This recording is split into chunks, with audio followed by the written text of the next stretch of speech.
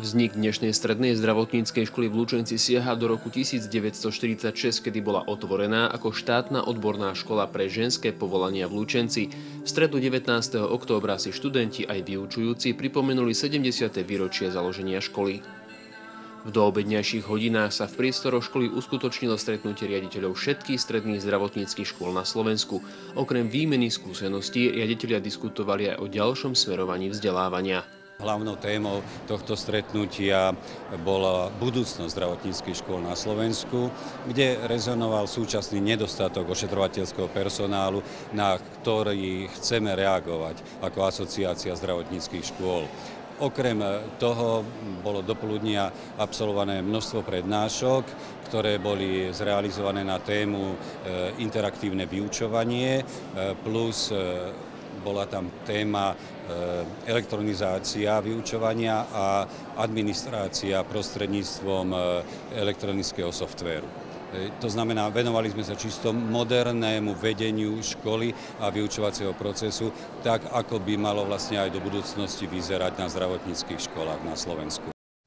Vodou i krvou, medom i solou, sadzou i vápnom maľujú čiernu zem, nebo belasem. Ty už iba svojsky pomiešaj a jedinečne z farby.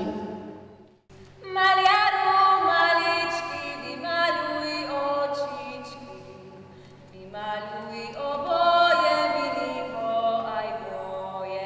Oslavy výročia vyvrcholili slávnostnou akadémiou v Lučeneckej synagóge. Počas nej sa mohli prítomní oboznámiť s históriou školy a jej premenami. Jednou zo zaujímavostí histórie je, že v začiatkoch školu podporila aj spisovateľka Božena Slančíková-Timravá nemalou finančnou čiastkou.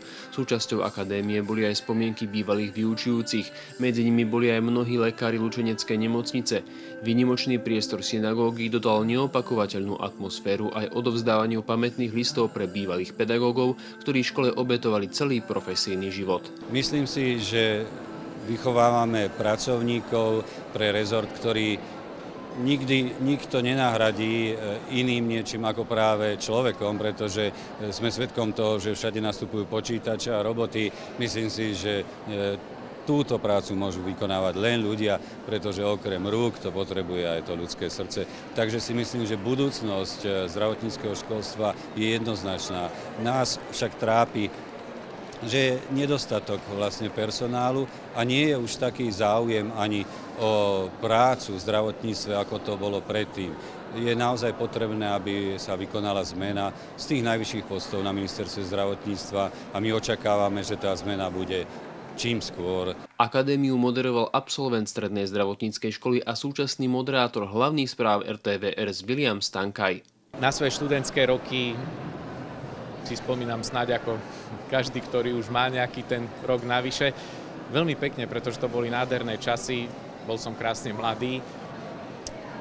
Bola to skvelá škola, ktorá mala skvelú atmosféru, skvelú partiu. Naozaj nebudem servilný, vynikajúcich, nesmierne ľudský aj profesionálne vynikajúcich pedagógov. A dala mi do života naozaj veľa, ja som to tu aj hovoril a v podstate ďakoval za bývalých absolventov. Stredná zdravotnícka škola to vždy bola značka a ja verím, že sa to nezmení, že tou dobrou značkou aj zostane.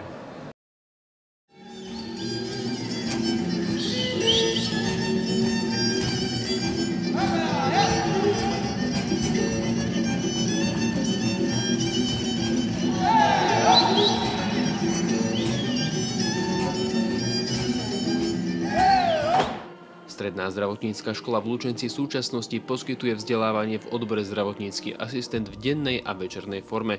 Škola má takmer 200 študentov a môže sa pochváliť najlepším uplatnením absolventov zo stredných odborných škôl na Slovensku.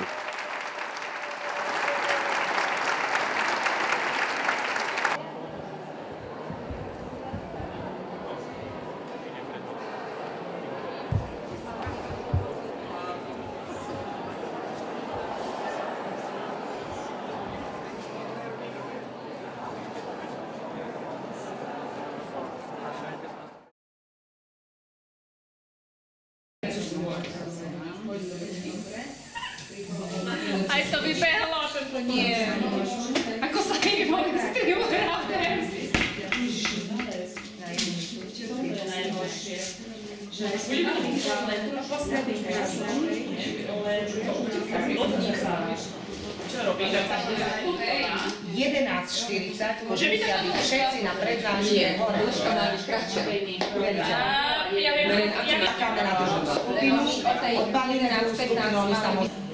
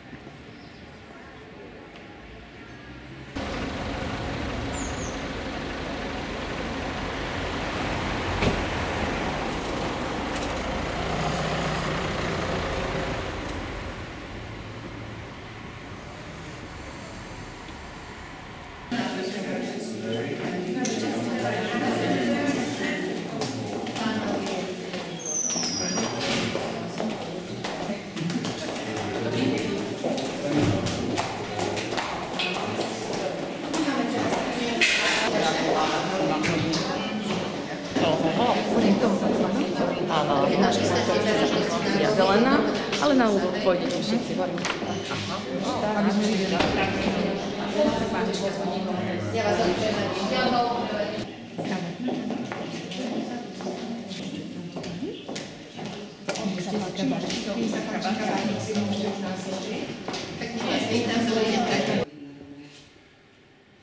Takže, ukazujem, ktoré témy som už odučila. Chýbanie žiakov. Rýchlo klikám, vidno to? Vedľa na Iždinsku, ale Iždinská možno, že príde o 5 minút. Takže, ak podržím dlhšie... Takže toto je pohľad na tematické plány, no a určite je zaujímavý aj pohľad, ktorý využívame v rámci vyučovania na udalosti. V prípade zvýšených požiadaviek na študenta, čo býva určite na pol roka alebo na konci školského roka, sa učiteľ môže orientovať aj týmto pohľadom. Takže ja vás ešte raz srdečne vítam na pôde našej školy. Máme vás pripravenú prednášku na tému inovatívne metódy o vyučovaní predmetu základy ošetrovania a asistencie. Pomôcky vieme zachytiť aj vo forme fotografie a s tým obrázkom potom ďalej pracovať, čiže posunúť to žiakom. Takže vlastne sa už prebieha nahrávanie. Ak ste si všimli aj tá fotka, keď sa uložila do ľavého horného rohu, tak podobne to bude aj s tým videom. Takto. Vizualizer je schopný zachytiť aj zvuk. Ešte som to nemusela. Takže tu je možnosť lepšie vidieť to iné.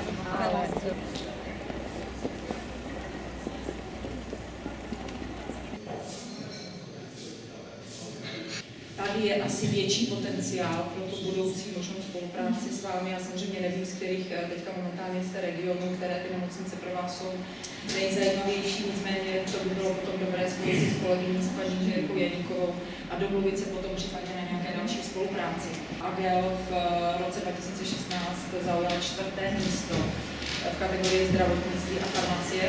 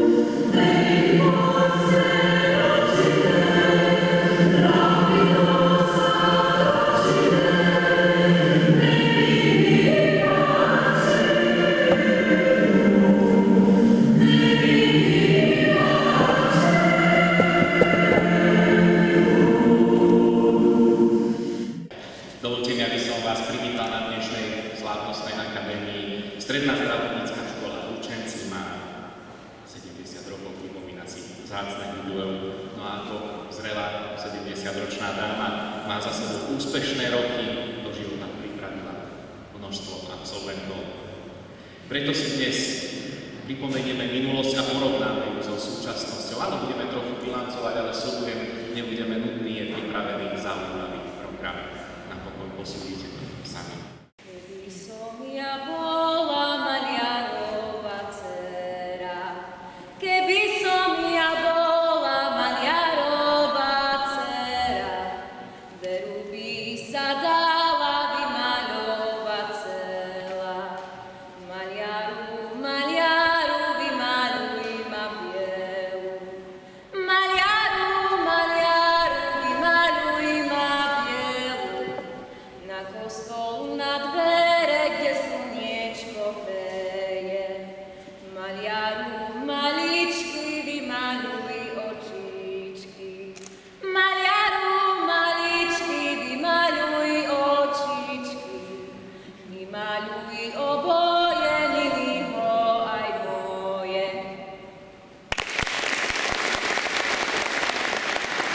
Trnínu vyrúbe, ďateľku skosím, kade som chodieval, tade chodiť myslím. Kade som chodieval, tade chodiť myslím.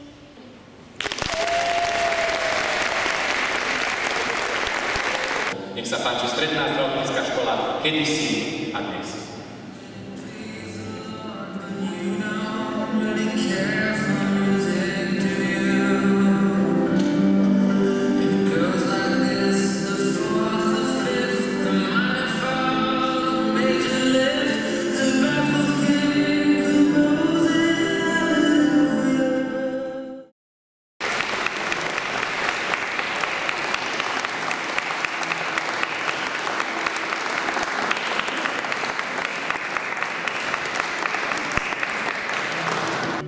Jolana Benediktiová, in memoriam.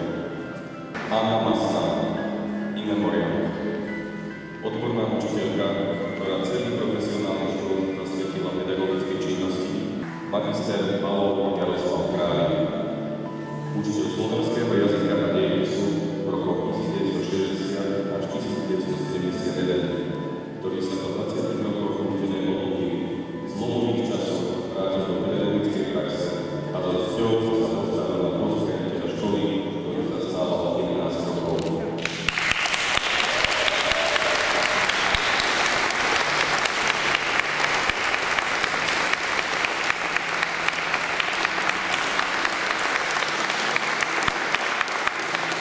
Magisterka Olga Malmorníková, vyučujúca všeobecnou vzdelávacích predmetov fyziky a chémie. Popri vyučovaní sa venovala príprave žiakov a vysokoškolské štúdium. Na škole pracovala od roku 1967 do roku 2003.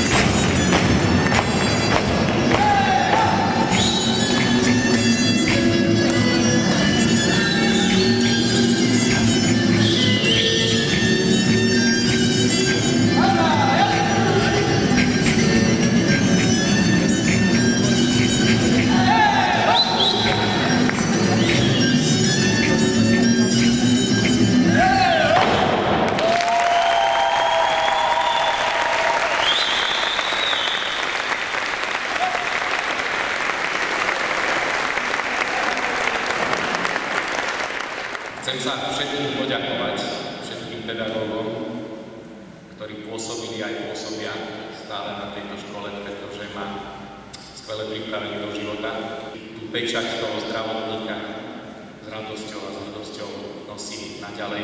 Mal som dobrú školu. A myslel som tým strednú zdravotníckú školu. Takže ďakujem ešte raz všetkým, ktorí ste tu. Správna skupina, správny štát alebo inštitúcia musí mať aj zdravotnícka škola svoju hymnu. Nech sa páči, študenti zdravotníckej školy vám ukážu návrh hymny.